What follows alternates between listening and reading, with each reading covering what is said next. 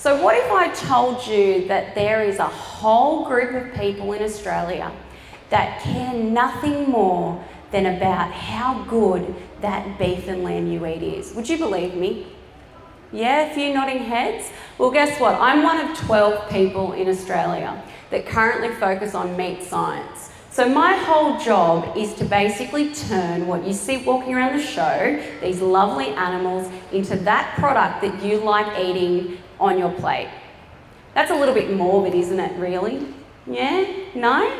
Well, not to me, because basically we have a really good system here in Australia of producing meat, and we have a really good understanding of, what our animals really need at a producer level. So we have lots of genetics, lots of nutrition going in to produce some really good high quality products that globally people are wanting to eat more Australian meat. The issue is, particularly with our lambs, our sheep are getting so big and our families are getting smaller. Who here goes over to their grandparents' place with all their aunts, uncles, cousins every Sunday after church to have a lamb roast? Now, 50 years ago, if I asked that question, just about everybody's hand would have gone up. So in the 1950s, we all used to go over after church and have a nice big roast meal, and it was the done thing. And in those days, families were a little bit bigger than they are now. So what's happening is our producers and our consumers, or us, are getting a little bit different, and what we look for in our animals is a little bit different to what we think we want to eat. So my whole job is about aligning that whole system. So some of the projects I work on are looking at developing technologies for carcass assessment. So we want to know how good that meat is without destroying it, so you guys can still eat it. But we want to be able to tell you that if it's going to be nice and tender and juicy when you grill that steak, that it will actually be tender and juicy. So that's part of my job. But the other part of my job is making sure that what producers are producing is actually going to meet what we want to buy. So as I said, we used to go and have a big family roast every Sunday. Now we don't. But people still want to eat lamb, don't they? You all put up your hands when I said who here eats lamb.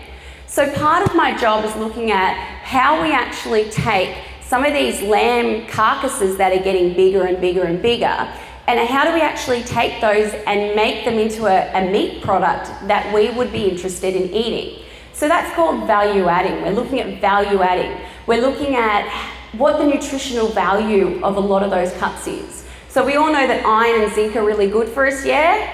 Yeah, so lamb is really high in iron and zinc. But again, we've got to have scientific data so that when we tell you that lamb is really high in iron and zinc, it's backed up by science. So that's my whole job, and I'm really lucky. So some days I'll be in the abattoir, some days I'll be in the feedlot, some days I'll be in the lab, and some days I'll be here talking to you guys. Tomorrow I'm off to a field day to talk to producers about what they can do to improve meat quality from a farming point of view.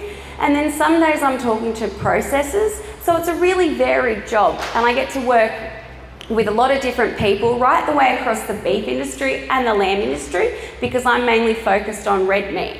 So that's my little job in a nutshell, but I haven't always been involved in agriculture.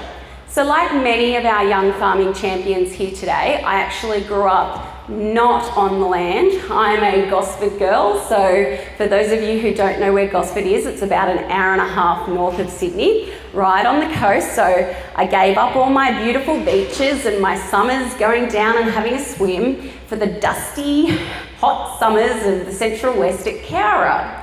But I took the long road there. So I've actually worked as a number of jobs in my life, everything from a Jillaroo to a shepherd in New Zealand. I've worked in abattoirs, I've worked in butcher shops, I've worked as a Jillaroo in Northern Territory. The list of jobs I can barely remember myself. The point is that there is so many different job opportunities, and for me, I like to refer to myself as I'm a third generation computer whiz.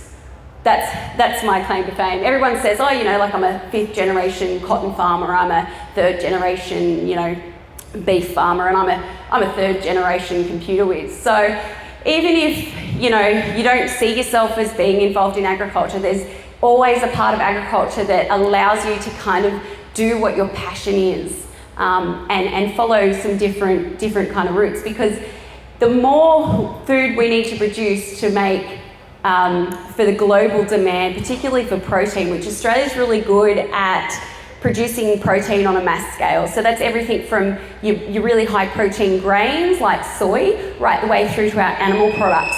Because we're looking for globally a better sources of protein and more food with less resources, innovation is really coming to the forefront of agriculture, and particularly here in Australia, because we are such a large exporter of food. So there's always something that you can get involved in, and there's always a lot of different paths right the way through, from horticulture, agriculture, agronomy, just a stack of different stuff. So follow your passion. Thanks, guys.